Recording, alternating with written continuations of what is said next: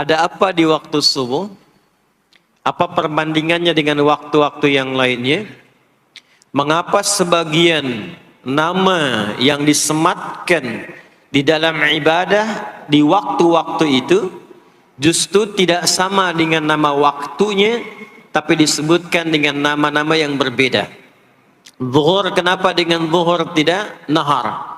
Asar kenapa disebut asar tidak masa? Subuh kenapa disebut subuh dan ada dua nama dengan fajar? Ya, kenapa namanya dua? Itu yang coba kita hadirkan di pertemuan kajian kali ini. Mudah-mudahan dari pencerahan yang kita dapatkan di kesempatan pagi ini ada bakal terbaik yang kita bawa pulang setelah menunaikan ta'lim ini insyaallah. Tidak cukup dengan amin, kita mulai dulu ya. Bismillahirrahmanirrahim. Kita mulai Quran surah ke-17 Al-Isra di ayat ke-78. Bismillahirrahmanirrahim. Aqimis salata liduluki syamsi ila ghasaqil laili wa qur'anal fajr. Inna qur'anal fajri kana mashhuda. Aqimis salat, tunaikan oleh kalian salat dengan sempurna, dengan benar. Penting dicatat, setiap ada perintah menunaikan salat dalam Al-Quran yang salatnya dimaknai sebagai ibadah formal, bukan bermakna doa biasa. Jadi ada salat yang bermakna umum yaitu doa. Jadi doa itu disebut dengan salat. Karena itu dalam fiqih as-salatu hiya doa. Salat itu secara bahasa disebut dengan doa. Karena isi dari semua salat itu bacaannya semuanya doa. Tapi kalau ada salat yang dimaksudkan ibadah yang kita tunaikan dimulai dengan takbir, berniat kita, ditutup dengan salam, maka salat yang dimaksudkan ini itu seringkali di Quran kalimatnya dibuka dengan derivasi kata aqama yuqimu. Kalimat salat pertama di Quran Al-Baqarah ayat 3. Alladzina yu'minuna bil ghaibi wa yuqimunas shalah. Al-Baqarah ayat ke-43. Wa aqimus shalah wa atuz zakat. Selalu menggunakan aqama, yuqimu, yuqimuna, aqimi dan seterusnya. Termasuk di Quran surah ke-17 Al-Isra ayat 78. Aqimis salata. Menggunakan kata aqim. Apa itu aqim? Aqama, yuqimu, yuqimuna, aqim. Itu artinya menunaikan dengan sempurna. Sesuai dengan ketentuan yang diberlakukan. Tegak sempurna. Jadi ketika Allah meminta kita menunaikan salat, salat yang diinginkan itu kata Allah bukan salat biasa saja. Bukan sekadar bertakbir kemudian ditutup dengan salam. Ada ketentuannya, ada aturan-aturannya. Karena itu ketika Allah meminta kita menunaikan salat, setelah menggunakan kata aqim, aqimu, yuqimuna, kalimat salatnya menggunakan alif lam. Kalau Bapak Ibu cek silakan, rata-rata ada alif lamnya. Ya, tidak berdiri sendiri. Alladzina yu'minuna bil ghaibi wa yuqimunas shalah, ada alif lamnya. Wa aqimus shalah wa atuz zakat. Wasta'inu bis sabri was shalah, ada alif lamnya. Nah, alif lam itu di antara fungsinya dalam bahasa Arab, ada yang berfungsi sebagai ta'rif. Ta'rif itu seperti artikel the dalam bahasa Inggris. Ya, car itu banyak di luar, mobil. There are so many cars outside. Itu banyak sekali kendaraan di luar. Tapi kalau kita katakan the car, ya, yang ini bukan yang lain. As-shalah, kenapa menggunakan alif lam? Memberikan kesan yang diinginkan itu salat yang sesuai aturannya. Salat yang sesuai dengan ketentuannya. Karena itu, di era Nabi SAW, boleh dicatat nanti hadisnya riwayat Muslim, nomor hadis 397 yang meriwayatkan nanti sahabat Abu Hurairah radhiyallahu taala anhu. Pelaku yang mengalami ini namanya Khalad bin Rafi' Az-Zuraiqi. Dikisahkan datang seorang sahabat ya Nabi sallallahu alaihi wasallam, kemudian dakhala ila al-Masjid Nabawi, kemudian masuk ke Masjid Nabi, fa shala bi jambin Nabi sallallahu alaihi wasallam. Maka ia salat di samping Nabi sallallahu alaihi wasallam, wan nabiyyu fi nahiyatin ukhra min al-masjid. Sedangkan Nabi di sisi yang lain di masjid itu. Kalau diilustrasikan, dia masuk ke masjid, kemudian Nabi di satu sisi yang lain. Kemudian dia salat. Kemudian ketika dia selesai, falamma sallama yaminan wa syamala, thumma atan nabiyya sallallahu alaihi wasallam. Ketika dia salam ke kanan dan ke kiri, lalu mendatangi Nabi sallallahu alaihi wasallam. Faqala, dia berkata, "Assalamu alayka ya Rasulullah." Ya, assalamu alayka ya Rasulullah. Kata Nabi, "Wa alaikassalam wa rahmatullah, irji' salli fa innaka lam tusalli." Kata Nabi, "Wa alaikassalam wa rahmatullah, kamu salat lagi karena engkau belum salat." Padahal sudah salam. Fa'ada salatahu, kemudian dia mengulang salatnya. Thumma atan nabiyya, dia datang lagi ke Nabi sallallahu alaihi wasallam. Dia berkata, "Assalamu alayka ya Rasulullah."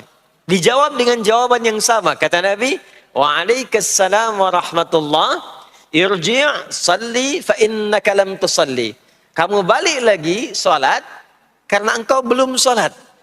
Padahal sudah salam. Maka dia melakukan itu sampai 3 kali. Sampai dia berkata, "Ya Rasulullah, ma uhsinu ghairah." Ya Rasulullah, ini yang bisa saya kerjakan. Kalau ada yang kurang, alimni, mohon ajarkan saya bagaimana sholat yang sesuai aturan yang benar itu. Maka diajarkanlah oleh Nabi bahkan sejak wudu. Idza qumta ila shalah. Kembali muncul kalimat tadi, aqama yuqimu. Kata Nabi, jika engkau sholatnya ingin sempurna, fa asbighil wudu, maka mulai dengan wudu yang sempurna. Maka biasanya orang kelihatan dari wudunya. Orang yang baik sholatnya itu mulai kelihatan dari sejak wudunya. Kalau wudunya tidak sempurna, buru-buru, yang dibasuh tidak sempurna, itu pasti akan berdampak kepada sholatnya. Setelah itu, thumma staqbil qiblah, lalu menghadap ke arah qiblat, lalu diajarkanlah oleh Nabi tata cara sholat mulai dari takbir sampai dengan selesai salam. Nah, sholat seperti ini, jika benar oleh kita diikuti, jadi fokus baik-baik di sini, benar-benar diikuti oleh kita aturannya dari mulai wudu sampai dengan salam, maka Allah akan berkenan memberikan 5 kemuliaan yang dicurahkan pada seorang hamba saat di dunia. Di kalau pahala di akhirat, pahala sholat kita dapatnya di akhirat. Sekali menunaikan sholat dapat 10 poin. Itu ada di Quran surah ke-6 Al-An'am di ayat 160.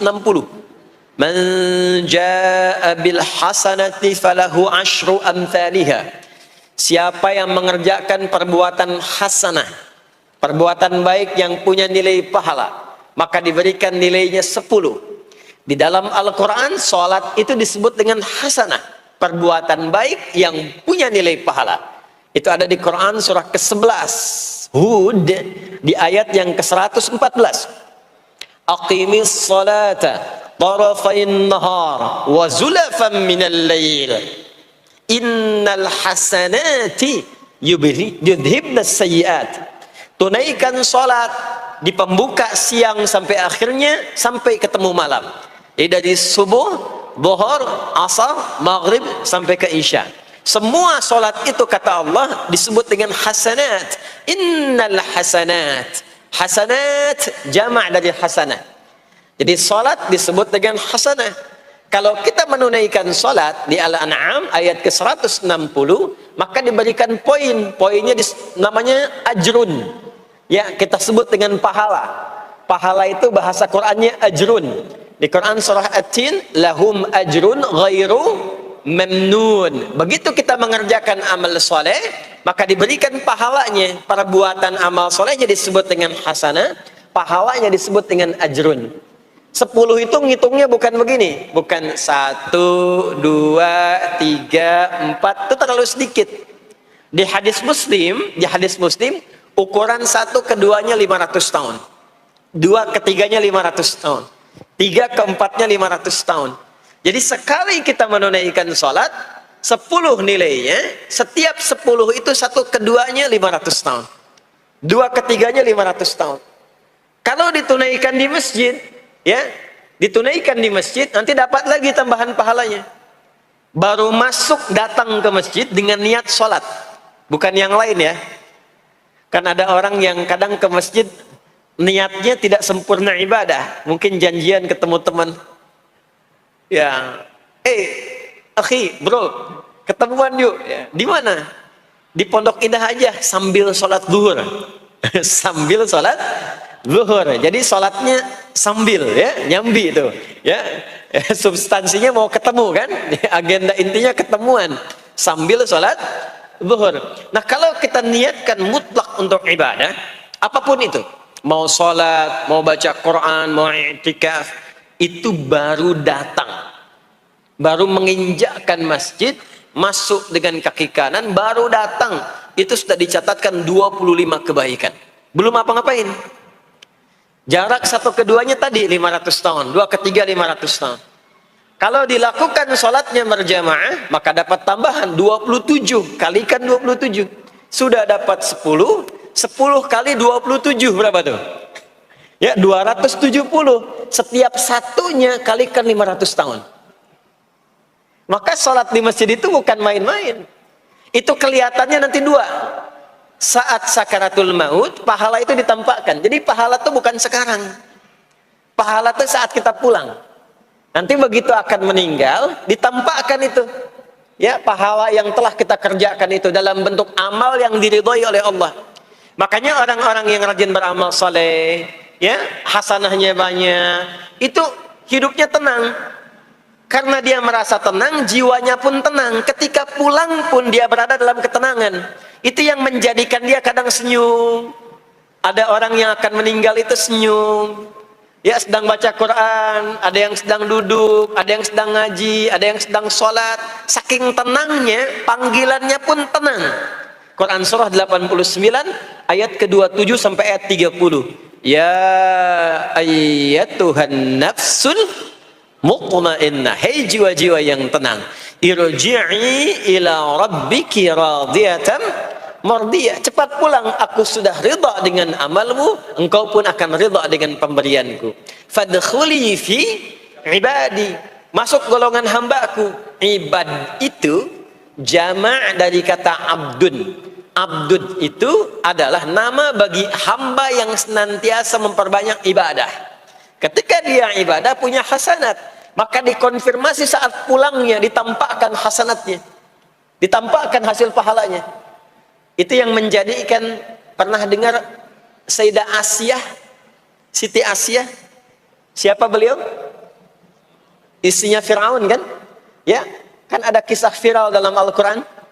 Ketika beliau akan dieksekusi oleh Fir'aun, la'natullahi alaihi, Fir'aun itu akan mengadab, akan menghukum istrinya sendiri, Sayyidah Asiyah. Ketika akan disiksa dan sudah diikat dalam tiang itu, akan disiksa, maka beliau berdoa, Siti Asiyah itu, dan doanya diviralkan di Al-Quran. Rabbi benili indaka baitan fil jannah wa najjini min fir'auna wa amalih. Ya Allah, aku telah berislam, mempertahankan akidahku saat ini sampai dengan sekarang.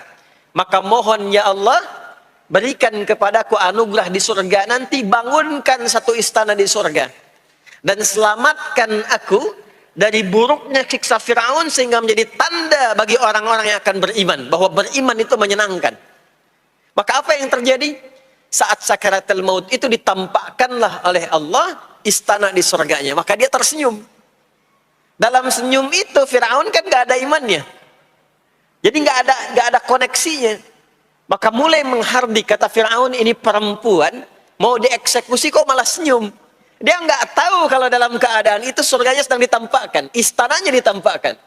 Maka meninggallah beliau dalam keadaan sedang menatap istana surganya. Ya, dan berhasil wafat dalam husnul khatimah Dan Fir'aun tidak mencelakai, tidak menghukum, tidak menyiksa beliau itu kecuali dalam keadaan sudah wafat. Ya, ini tak terasa lagi. Itulah orang-orang yang saleh, orang-orang yang punya banyak hasanah, ditampakkan sakaratul mautnya, lalu dihisab nanti baru dikonfirmasi.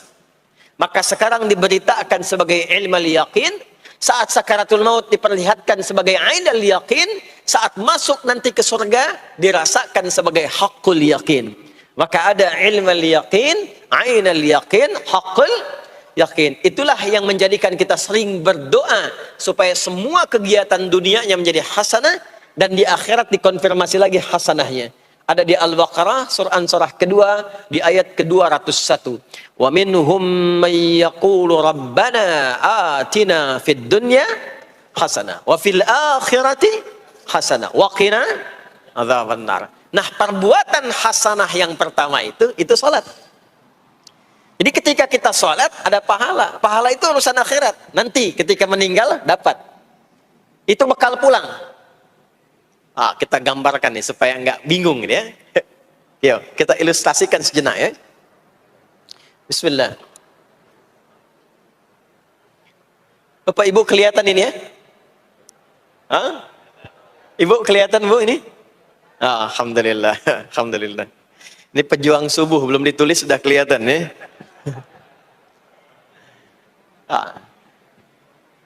Alam itu kan yang kita tinggali, kita rasakan, dan nanti yang kita yakini ada 3 kan. Ini sering saya sampaikan belakangan ini di beberapa kesempatan. 1, sekarang ada yang disebut dengan ardun, al-ard, yang kita terjemahkan dengan bumi tempat kita tinggal sekarang.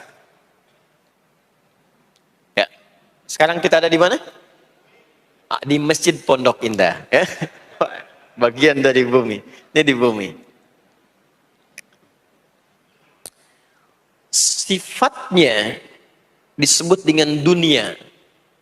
Jadi dunia itu asalnya bukan nama alamnya, tapi lebih kepada sifatnya. Ya, dunia. Dari kata dana yadnu dunuwan wa dunyaan. Artinya sesuatu yang cepat. Sesuatu yang fana, sesuatu yang rusak, yang hilang. Jadi semua sifat kehidupan kita di tempat ini itu berlangsung cepat. Ya, kayaknya baru kemarin ketemu, sekarang sudah ketemu lagi. Kayaknya baru kemarin kenalan teman SD, sekarang sudah saling punya cucu. Ya, dan semua sifatnya rusak. Ini gelas kalau didiamkan, besok-besok kotor, rusak. Baju kalau didiamkan nggak diapa-apain rusak. Ya, kendaraan kalau didiamkan semewah-mewahnya nggak diapa-apain rusak. Itulah dunia. Kenapa diperkenalkan viral dunianya dibandingkan dengan bumi dan ardunnya? Untuk memberikan kesan yang kuat kepada jiwa kita. Hei, jangan sampai terjebak dengan kehidupan dunia yang sementara yang ditinggalkan. Jangan memperebutkan sesuatu yang rusak. Jangan berselisih pada sesuatu yang hilang. Ya, kan sekarang banyak orang aneh ya, memperebutkan sesuatu yang pada akhirnya yang diperebutkan itu rusak sendiri. Ya, memperebutkan sesuatu berselisih pada sesuatu yang akan ditinggalkan, kan sama-sama meninggal. Untuk apa memperselisihkan sesuatu yang akan ditinggalkan? Kok bisa berantem, berselisih, saling mencela pada sesuatu yang sama-sama akan ditinggalkan? Itulah kenapa sering dipopulerkan dengan nama dunia. Dunia, ingat ya, kita tinggal di dunia ini. Maksudnya apa? Hei, hidupmu sementara. Hei, terkadang kita lupa bahwa itu akan berlangsung dengan cepat. Saat nanti meninggalkan tempat itu, ada tempat lain yang akan kita kunjungi. Setelah dunia apa? Belum ke akhirat. Ada waiting room dulu. Nah, sini ada waiting room. Tempat nunggu sementara sebelum nanti ke alam yang ketiga. Namanya disebut dengan kubur. Afala ya'lamu idza bu'thira ma fil kubur. Surah apa itu? Surah Al-Adiyat, surah ke-100 di ayat yang ke-9. Namanya kubur. Sifatnya disebut dengan barzakh. Ya, alamnya barzakh. bainahuma barzakhul la yabghiyan. Barzakh itu pemisah, bukan alam yang sesungguhnya berkehidupan, bukan. Sementara aja pemisah dari alam yang lain. Jadi sekat yang tak nampak sekatnya, tapi memisahkan dua yang berbeda, itu disebut barzakh. Bapak Ibu, kalau kita pernah lihat di lautan, atau orang diving, menyelam ke laut, atau kita lihat misalnya suka ada program di YouTube ya, tentang lautan itu, kan air yang tembus ke laut itu, dari mana-mana kan, dari sungai menyatu. Pernah lihat, ada bagian lautan tertentu, yang nggak nyambung tuh arusnya, antara kanan dengan kirinya. Ikan yang di sini nggak bisa tembus ke sini. Begitu ke sini balik lagi, sini balik lagi. Nah itu barzakh namanya. Barzakh pemisahnya. Nggak kelihatan, tapi memisahkan dua bagian yang tidak menyatu. Bainahuma barzakhul la yabghiyan. Alam ini kenapa disebut barzakh? Karena dia memisahkan antara kehidupan di bumi dengan sifat dunia, dengan kehidupan di alam yang ketiga namanya akhirat. Akhirat. Kalau sudah ada taknya, ada akhir, ada akhirat. Kalau sudah ada taknya di ujung, itu artinya ujung sesuatu yang gak ada awal lagi setelah itu. Ya, sudah berakhir di situ. Ya. Di kalau di sini meninggal, masuk ke sini. Di sini selesai, ke sini ke akhirat. Tapi kalau di akhirat ini ujungnya gak ada meninggal lagi. Ya, gak ada wafat lagi, gak ada meninggal lagi. Jadi nggak usah update status kalau di sini, statusnya akan abadi. Kalau di sini masih berpindah-pindah, ya mau status apapun dunia akan ditinggalkan. Begitu selesai pindah ke sini. Di sini mulai sama, yang pejabat, yang pengusaha, pebisnis, ya, yang diplomat, yang macam-macam sampai ke sini mulai sama. Almarhum. Nanti bedanya dihisab, begitu sampai sini statusnya akan diraih sesuai dengan amalan yang ada di sini. Nah, mohon izin, mohon maaf, kalau di sini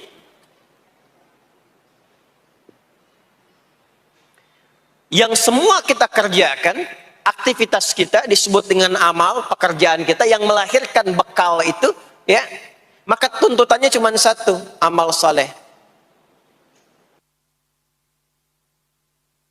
Pastikan semua amal perbuatan yang kita kerjakan soleh. Soleh itu artinya dipandang baik oleh Allah. Singkatnya begitu. Kalau makan dengan cara yang soleh, yang Allah senangi. Minum, minum yang soleh. Berpakaian, berpakaian yang soleh. Bekerja, bekerja yang soleh. Maksudnya kalau Anda cari pekerjaan, cari yang dibenarkan oleh Allah. Jangan bekerja dengan korupsi. Jangan bekerja dengan cara menyogok. Jangan bekerja dengan mempopulerkan riba misalnya. Kalau makan, makan yang saleh. Jangan makan yang haram. Jangan makan hasil dari pencurian. Itu namanya saleh. Kalau kita kerjakan semua aktivitas kita, pekerjaan semuanya saleh, maka tadi dia akan punya nilai. Nilai itu yang disebut dengan hasanah. Ya. Hasanah ini punya poin. Poinnya yang disebut dengan ajrun. Yang kita kenal dengan pahala. Yang tadi saya terangkan. Nah ini hasanah, ajrun. Hasanah ini yang ikut ke alam kubur nanti. Yang ininya tidak amalnya. Contoh, gampangnya begini. Saya tunjukkan. Ini ada minuman. Ya. Minum itu kan aktivitas standar, amal standar untuk menghilangkan haus. Siapapun bisa minum.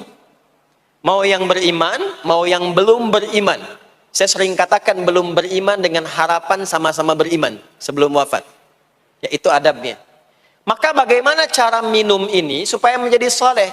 Kata Nabi di hadis Al-Bukhari, perhatikan, idza quddimat ta'amu, kalau hidangan disajikan, mau makanan mau minuman, khudh biyaminika ma yalik, ambil dengan tangan kananmu, thumma sammillah aw iqra bismillahirrahmanirrahim. Maka sebelum diminum ucapkan bismillahirrahmanirrahim. Maka kalimat bismillahirrahmanirrahim itu yang akan menjadikan aktivitas minum menjadi hasanah. Dituliskanlah pahalanya, namanya ajrun. Minumannya selesai, itu masalah dunia. Hausnya hilang, keluar jadi kotoran, itu minumannya. Jadi gelasnya nggak ikut ke alam kubur. Ya, minumannya nggak ikut. Yang ikut apanya? Ini hasanahnya. Jelas sampai sini?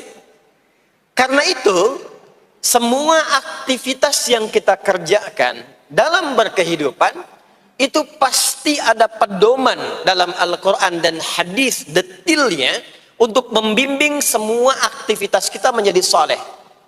Pedoman itulah yang sering kita kenal dengan nama doa namanya. Nah. Silahkan Bapak Ibu cek.